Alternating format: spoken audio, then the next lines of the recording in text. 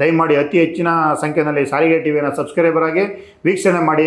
ಯಾಕಂದರೆ ಇನ್ನು ಮುಂದಿನ ದಿನಗಳಲ್ಲಿ ಸಾರಿಗೆಯ ಪ್ರತಿಯೊಂದು ವಿಷಯವನ್ನು ಸಾರಿಗೆ ಟಿವಿ ಮುಖಾಂತರವಾಗಿ ರಾಜ್ಯದ ಮೂಲೆ ಮೂಲೆಗೆ ತಲುಪಿಸ್ತಕ್ಕಂಥ ಕೆಲಸವನ್ನು ಮಾಡ್ತೀವಿ.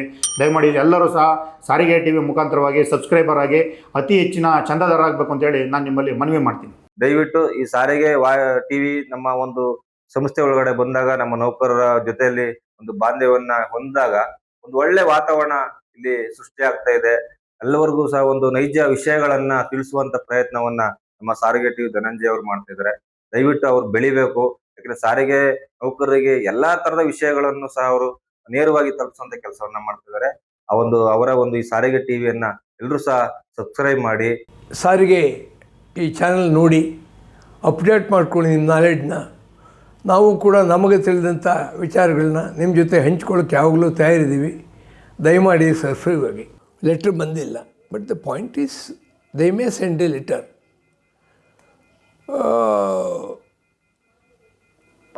ಕ್ವಶ್ಚನ್ ಏನಂತ ಹೇಳಿದರೆ ಅದು ಜಾಯಿಂಟ್ ಆ್ಯಕ್ಷನ್ ಕಮಿಟಿಲಿ ಚರ್ಚೆ ಆಗಬೇಕು. ನಾನೊಬ್ಬ ಅದ್ರ ಬಗ್ಗೆ ಏನು ಹೇಳೋಕ್ಕಾಗಲ್ಲ. ಮತ್ತು ಅವ್ರು ಏನು ಲೆಟ್ರಲ್ಲಿ ಬರೆದಿದ್ದಾರೆ ಅನ್ನೋದು ನನಗೆ ಗೊತ್ತಿಲ್ಲ. ಅದು ನಾಡಿದ್ದು ನಮ್ಮ ಮೀಟಿಂಗ್ ಇದೆ. ನಾನು ಕನ್ವೀನರ್ಗೆ ಹೇಳ್ತೀನಿ ಇವಾಗ.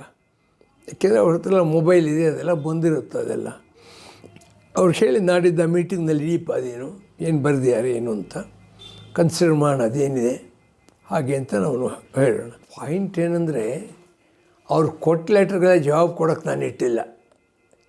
Let it be very clear.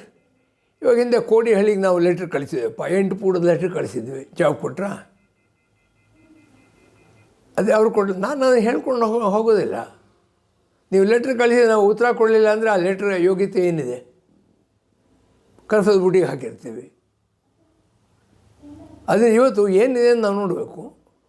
And ನಾನೊಬ್ಬ ಅದಕ್ಕೆ ರಿಯಾಕ್ಟ್ ಮಾಡೋಕ್ಕೆ ಇಷ್ಟ. ನಮ್ಮ ಕನ್ವೀನರು ಅಳಿಸೋರು. ನಮ್ಮ ಅಭಿಪ್ರಾಯವನ್ನು ನಮ್ಮ ಜಂಟಿ ಕಮಿಟಿಯಲ್ಲಿ ನಾವೆಲ್ಲ ಹೇಳ್ತೀವಿ. ಇನ್ನೂ ಹಲವಾರು ಯೂನಿಯನ್ಗಳಿವೆ. ಅಲ್ಲಿ ಏನು ತೀರ್ಮಾನ ಆಗುತ್ತೆ ಅದನ್ನು ನಮ್ಮ ಕನ್ವೀನ್ ಮಾಡ್ತಾರೆ. ಸಪೋಸ್ ಹಿಂಗೆ ಆ ಲೆಟ್ರು ಕನ್ಸಿಡರ್ ಮಾಡೋಕ್ಕೆ ಯೋಗ್ಯವಿಲ್ಲ ಅಂದರೆ ನಾವೇ ರಿಪ್ಲೈ ಮಾಡಲ್ಲ. ಅಥವಾ ಕನ್ಸಿಡರ್ ಮಾಡ್ಬೋದು, ಕೂತ್ಕೊಂಡು ಮಾತಾಡ್ಬೋದು ಅಂದರೆ ಖಂಡಿತ ಮಾತಾಡ್ತೀವಿ, ಅವ್ರು ಕನ್ವೇ ಮಾಡ್ತೀವಿ. See, we are not against joint action.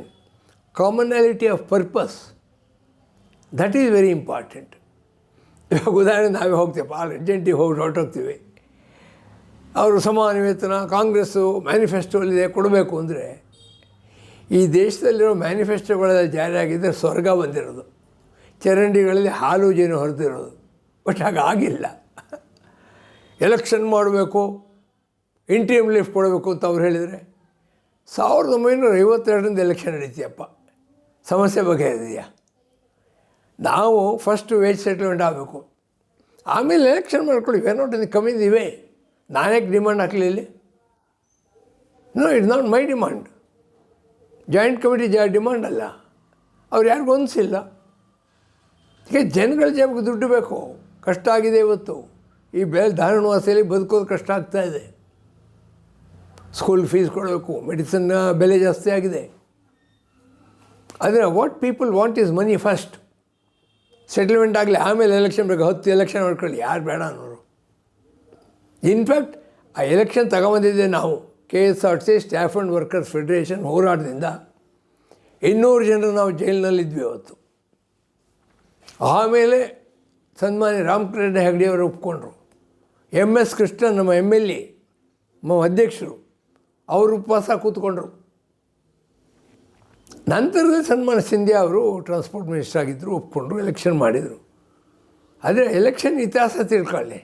ಬರೀ ವಾಟ್ಸಾಪಿಂದ ಎಲೆಕ್ಷನ್ ಆಗಿಲ್ಲ. 200 ಜನ ಜೈಲಲ್ಲಿದ್ವಿ. ಒಬ್ಬೊಬ್ಬರು 3 ಕೇಸ್ ಫೇಸ್ ಮಾಡಿದ್ವಿ. 12 ವರ್ಷ ಕೇಸ್ ನಡೀತು. ಅದರಿಂದ ಫೋನ್ಪೇನಲ್ಲಿ ದುಡ್ಡು ತಗೊಂಡು ನಾವು ಮಾತಾಡಿಲ್ಲ.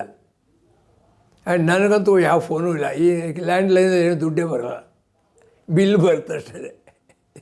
Therefore V are not against any joint action. ಇವಾಗ 6 ಯೂನಿಯನ್ಗಳು ಹೆಂಗೆ ಸೇರಿಸಿದ್ವಿ ಒಟ್ಟಿಗೆ? 2 SC/ST ಇದೆ, ಒಂದು ನೌಕರರ ಸಂಘ ಇದೆ, ಮಹಾಮಂಡಲ ಇದೆ, ಓಲ್ಡೆಸ್ಟ್ ಯೂನಿಯನ್ ಅದು, ನಮ್ಮದು ಸೆಕೆಂಡು, CITU ಇದೆ. ನಾವು ಹೇಗೆ ಮಾತಾಡ್ತೀವಿ?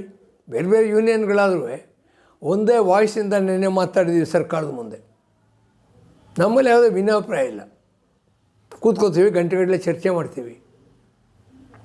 ಆ ಒಂದು ಗಿವ್ ಆ್ಯಂಡ್ ಟೇಕ್ ಪಾಲಿಸಿ ಅವರು ಬಂದು ಆಯಿತು ನಾವು ಡಿಸಿಪ್ಲಿನಾಗಿ ಇರೋಣ ಅಂದ್ರೆ ಓಕೆ. ಇವಾಗ ನೋಡಿ, ಲೆಟ್ರ್ ನಾನು ನೋಡಿಲ್ಲ, ಅವರಾಗಲೇ ವಾಟ್ಸಪ್ ಹಾಕಿದರೆ ಪ್ರಚಾರಕ್ಕೆ ಹಾಕ್ತಾರೆ. ಅವ್ರು ನಿಜವಾಗಿ ಜಾಯಿಂಟ್ ಆ್ಯಕ್ಷನ್ ಮಾಡಬೇಕು ಅಂತ ಆಸಕ್ತಿ ಇದೆಯಾ? ಅವ್ರು ಏನು ಮಾಡಬೇಕು, ಲೆಟ್ರ್ ಕೊಟ್ಟರು ನಮ್ಮ ರಿಪ್ಲೈ ವೆಯ್ಟ್ ಮಾಡಬೇಕಾಗಿತ್ತು. ಒಂದು ರೀಸನಬಲ್ ಟೈಮಲ್ಲಿ ರಿಪ್ಲೈ ಕೊಡದೇ ಫೋನ್ ಮಾಡ್ಬೋದಾಗಿತ್ತು, ಲೆಟ್ರ್ ಕಳಿಸಿ ಏನು ಮಾಡ್ತೀರಪ್ಪ ಅಂತ. ಅದು ಪ್ರಚಾರಕ್ಕೆ ಹೋದ್ರೆ ಬರೀ ಪ್ರಚಾರಕ್ಕೆ ನೀವಿದ್ದೀರಾ. You are not interested seriously in the joint action or on the demands of the workmen. So ಈ ನಾಟಕಗಳು, ಈ ಬೂಟಾಟಕಗಳು ಬಿಟ್ಬಿಡಿ. ಆನೆಸ್ಟಾಗಿ ನಿಮ್ಮ ಮನಸ್ಸಲ್ಲಿದೆಯಾ, ಹೃದಯ ಅಂತರಾಳದಿಂದ ಜಾಯಿಂಟ್ ಆ್ಯಕ್ಷನ್ ಮಾಡಬೇಕು ಅಂತ we are A game. Advantage ತಗೊಳಕ್ಕೆ ಹೋಗ್ತಿರಲ್ಲ. ಏನಾಯಿತು, ನಿಮ್ಮ ಸರ್ಕಾರಿ ನೌಕರ ಡಿಮಾಂಡು ಬಿಟ್ರಿ, 7ನೇ ವೇತನ ಆಯೋಗದಿಂದ ಕೋರ್ಟ್ಗೆ ಹೋಯ್ತು, ಲಾಯರ್ ನೀವು ಇಡಲಿಲ್ಲ. ನಿಮ್ಮ ಸಮಾನ ವೇತನ ಯಾವುದದು? ಕಾಂಗ್ರೆಸ್ ಮ್ಯಾನಿಫೆಸ್ಟೋ ಇಟ್ಕೊಂಡು ಅಂತೇಳಾಡ್ತಿದ್ದೀರಿ ಅವಾಗ. ಇದೆ what is all this? Election manifesto ಯಾಕೆ ಕೊಡ್ತಾರೆ? ಹಿಂದೆ ರಾಮಕೃಷ್ಣ ಹೆಗಡೆಯವರು 83ರಲ್ಲಿ ಎಲೆಕ್ಟ್ ಆಗಿ ಬಂದರು. ನಮ್ಮನ್ನು ಟ್ರೇಡ್ ಯೂನಿಯನ್ ಲೀಡರ್ಸ್ ಎಲ್ಲ ಕರೆಸಿದ್ರು. We all stood with him. ಎಲ್ಲರನ್ನು ಕರೆಸಿದ್ರು. ನಾನೇನು ರೇಸ್ ಮಾಡಿದೆ, ಈ ಪ್ರೊಫೆಷನ್ ಟ್ಯಾಕ್ಸ್ ಅಂತಿದೆ ಸಂಬಳದಾರರಿಗೆ, ಅದೆಷ್ಟೋ 100-200 ಹಿಡ್ಕೊಳ್ಳೋರು.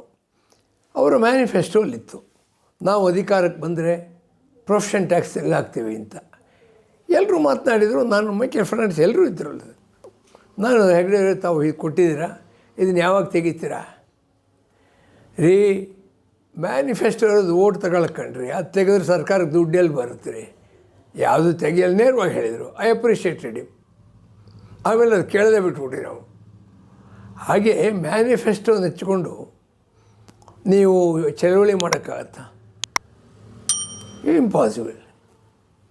ಮ್ಯಾನಿಫೆಸ್ಟೋ ಹಾಕೋದೇ ಒಂದು, ಗ್ಯಾರಂಟಿಗಳೇ ಬೇರೆ.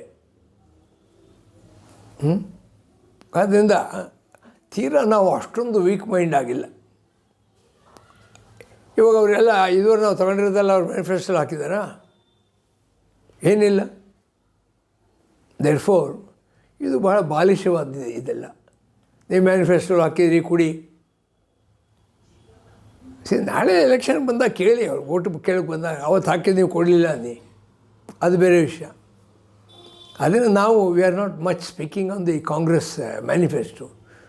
It is the right of the Congress party to draw any manifesto and place before the people. That doesn't mean that manifesto will be implemented.